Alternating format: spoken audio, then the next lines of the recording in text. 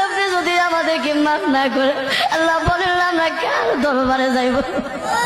আল্লাহ উপরে থাকবে আসল ময়দানে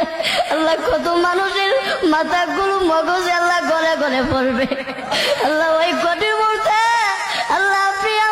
আমাদেরকে সকলকে আরো সে ছায়া